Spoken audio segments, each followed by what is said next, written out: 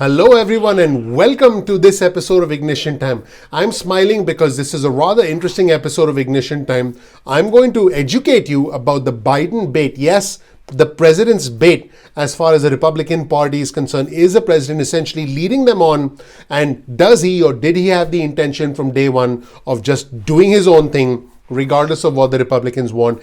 And you're going to learn about the rich tax-free pastor who's living in a $1.6 million home and not paying any property taxes. I'll educate you about this rather interesting pastor who's living and making sure he doesn't pay any property taxes. And I believe that this is important. Welcome to our channel, everyone. This channel is about the country, the economy, as well as our money. Let's just jump right into the news. Here's a super interesting positioning ploy from the Democrats. And before I show you the positioning ploy, I want our viewers and subscribers to know that politics is about timing, opportunity, tribalism, and perception. So the Democrats are trying to position the entire reconciliation bill, which is likely to happen again with the infrastructure package. They are trying to position this as something that they want to be bipartisan. Folks, reconciliation by definition is not bipartisan, but in a very interesting positioning psychological tactic. This is what the Democrats said. Senator Ben Cardin, who's a Democrat from Maryland,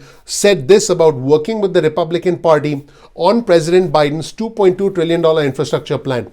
I quote, "If we use reconciliation, we still hope we can get Republican support in reconciliation in order to get things done." That's like saying, we're going to go our own way. We're going to tell the Republicans it's our way or the highway, and we hope that they'll support us. And I'll tell you why this is an important component of what I call the Biden bait, and how this could be part of the president's strategy to position it as if he wants to be bipartisan, but essentially go it alone. Make sure you watch this video all the way through to the end. But first, let's roll the tape and hear from Senator Ben Cardin, the Democrat from Maryland. In every conversation I've had, privately or publicly, I stressed the point that we want to work together with Republicans and get an infrastructure bill done. I am also realistic to recognize that we may have to fall back on part of this being done through reconciliation. We recognize that. If we use reconciliation, we still hope we can get Republican support in reconciliation in order to get this done. But reconciliation has its limitations. You can't do a lot of policy through the reconciliation process. That was interesting. Now, speaking of President Biden, when the American Jobs Plan was introduced, President Biden said, hey, I want to raise corporate income taxes. But in some interesting signs of flexibility, President Biden recently said this: Democrats, Republicans will have ideas about what they like and what they don't like about our plan. That's a good thing. That's the American way. That's the way democracy works. Debate is welcome. Compromise is inevitable. Changes are certain. In the next few weeks, the Vice President and I will be meeting with Republicans and Democrats to hear from everyone, and we'll be listening. We'll be open to good ideas and good faith negotiations. It sounds like the president is being flexible. Now, here's where things get even more interesting. The Commerce Secretary, Gina Raimondo, showed much more flexibility than President Biden. Remember, the Commerce Secretary plays a role in all of this. So the different things these officials say tell you that the original offer from President Biden was simply an opening salvo, and they are much more flexible than they made it seem originally. This is a comment from Raimondo. So there is room for compromise. That is clear. The president has said a few things.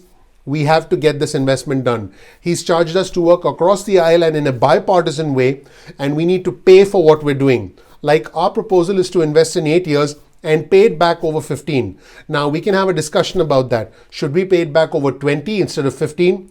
Is a corporate tax rate not quite 28%? Folks, she slipped in something very significant there. Is it something, lower? We want to compromise. And by the way, if you're a Republican like the Senate Minority Leader Mitch McConnell, or one of the 10 Republican senators who met with President Biden before any Democrats met with him right after the inauguration, you're going to be like, is this bait? Is President Biden baiting me? In fact, these Republican senators released a joint statement about their meeting with President Biden. On your screen, you'll see the entire joint statement from these 10 Republican senators where they talk about their meeting with President Biden. This is an important statement, and you'll see it on your screen, and this is an important indicator of what could potentially be the Biden bait. Here are the aspects of the statement that really jump out. In good faith, a group of 10 Republicans worked together to draft a sixth pandemic relief package earlier this year.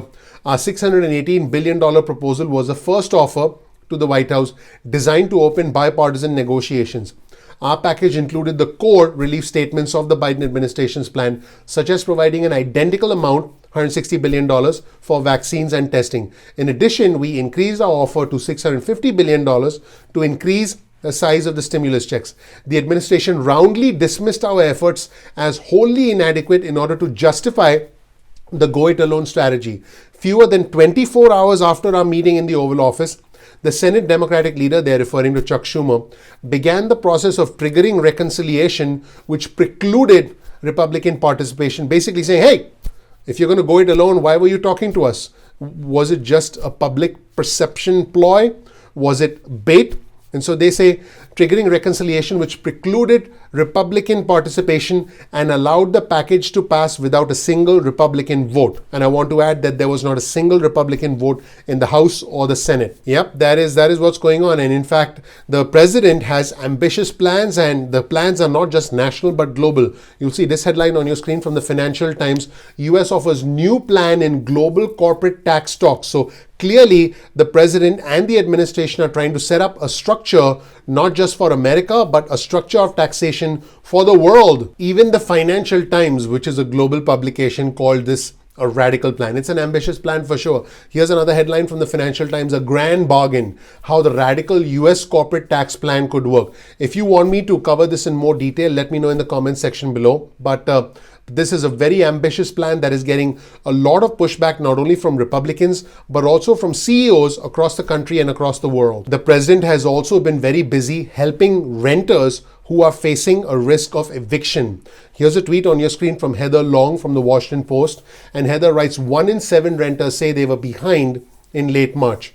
President Biden extended the eviction moratorium to the 30th of June, but 3 federal judges ruled against it, and Congress passed $50 billion in aid for renters, but getting money to the renters has been a challenge. The Washington Post actually did an article about this, the $50 billion race to save America's renters from eviction. Now, while the Republicans say that, hey, Biden is baiting us, President Biden has been very busy trying to set up or re-engineer taxation, as well as try and help parts of our economy that have essentially been left behind.